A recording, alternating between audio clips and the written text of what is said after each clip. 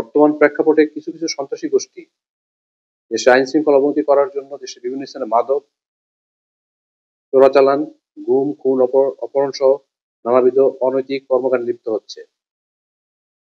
কক্সবাজার জেলার বিভিন্ন এলাকায় এরূপ কোনো ধরনের ঘটনা যেন না ঘটে সকল সেক্ষেত্রে সকল আইন শৃঙ্খলা বাহিনীকে বিশেষ গোয়েন্দা নজরদারি বৃদ্ধি, টহল তৎপরতা জোরদার সহ বিভিন্ন স্থানে অভিযান পরিচালনার জন্য নির্দেশ প্রদান করেন।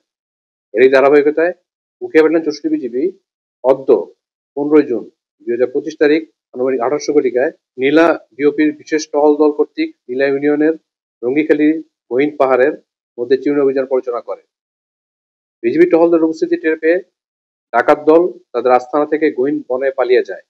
বিজিবি টহল দল তাদের আস্তানায় ঘেরাও করে এবং তল্লাশি অভিযান চালায়। তল্লাশি অভিযানের মাধ্যমে বিজিবি টহল দল ডাকাতদের লুকিয়ে রাখা বিভিন্ন প্রকার অবৈধ অস্ত্র ও গোলাবারুদ উদ্ধার করে। তার মধ্যে বিদেশি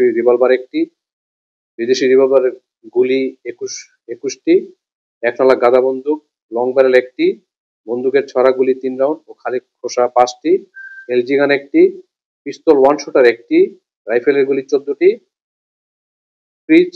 ফ্রিজ লং বডি ২টি এবং রামদা ১টি উদ্ধার করতে সক্ষম হয়। প্রসঙ্গত, রঙ্গিখালীতে মাদক চোরা কারবারি, ডাকাত, অপহরণকারী, গুমকারী, অপরাধীরা গহীন পাহাড়ে বনের ভিতর আস্তানা ঘিরে লুকিয়ে থাকে। বিজিবি এই ধরনের সাহসিকতা অভিযান অব্যাহত থাকবে।